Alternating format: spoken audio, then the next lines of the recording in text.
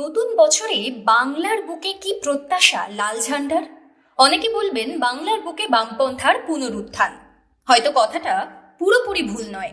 34 বছরের শাসনকালের পরে 15 বছর ক্ষমতার বাইরে, শেষ 5 বছর আবার নিদারুণ শূন্যতা।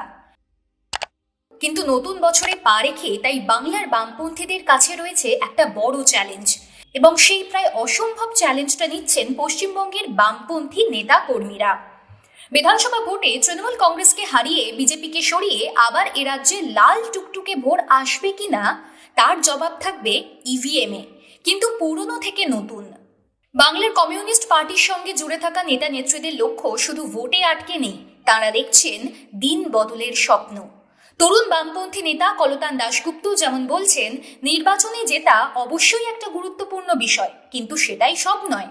একদিন সমাজ বদলাবে, সব মানুষ তার ন্যায্য অধিকার পাবেন। এই স্বপ্নই দেখেন বামপন্থীরা। এই স্বপ্ন নিয়েই রাজনীতিতে আসা আমাদের। ভোটের ফল যাই হোক, বামপন্থীরা মানুষের পাশে ছিলেন, আছেন, থাকবেন। নতুন বছরের আগেই হঠাৎ আসরে নেমে পড়েছেন গৌতম দেব। অসুস্থ শরীরেও বর্ষিয়ান নেতার উপস্থিতি এ রাজ্যে সিপিআইএম তথা বামফ্রন্টের মধ্যে বাড়তি উন্মাদনার সঞ্চার করেছে। তিনি তোপ দেখেছেন রাজ্যের মুখ্যমন্ত্রী মমতা ব্যানার্জির উদ্দেশ্যে। এখানেই শেষ নয়, বিগত কয়েক বছরের নিয়মিত আন্দোলনের মধ্যে দিয়ে নিজেদের কর্মসূচি সাজিয়েছে সিপিআইএম ও বামফ্রন্টের অন্য শরিক দলগুলো। শুধু সিপিআইএম নয়, তাদের ছাত্র সংগঠন এসএফআই এবং যুব সংগঠন ডিওয়াইএফআই এর তরফ থেকেই নানান ক্ষেত্রে লাগাতার আন্দোলন চলছে।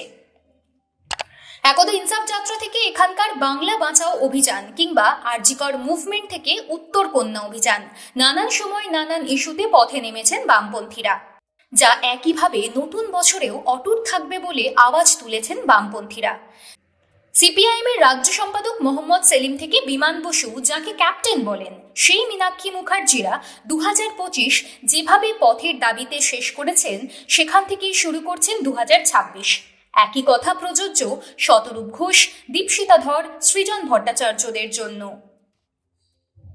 ইংরেজি নতুন বছরের আবহে বিপ্লবের কথাই বলে চলেছেন অভিজ্ঞ থেকে তরুণ তুর্কি বামপন্থী নেতারা। ভোট প্রার্থনার পথে না হেঁটে তারা সোচ্চার হচ্ছেন মানুষের অধিকারের প্রশ্নে। বামপন্থীরা একদিকে যেমন মমতা ব্যানার্জি, রাজ্য সরকার ও তৃণমূল কংগ্রেসের দুর্নীতি নিয়ে সরব হচ্ছেন, অন্যদিকে তেমনি বিজেপির জাতপাতের রাজনীতি নিয়েও সোচ্চার তারা। সোজা কথায় সিপিআইএম তথা বামফ্রন্টের প্রতিবাদের ভাষা, প্রতিরোধের আগুন 2025 সালে যা ছিল তার যেন দ্বিগুণ হতে চলেছে নতুন বছর 2026 সালে।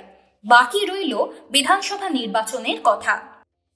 রাজনৈতিক বিশেষজ্ঞরা এখানেও অ্যাডভান্টেজ বামফ্রন্ট বলেই মনে করছেন, কারণ তাঁরা বলছেন নতুন করে হারানোর কিছু নেই, কিন্তু জেতার জন্য রয়েছে আস্ত একটা পৃথিবী।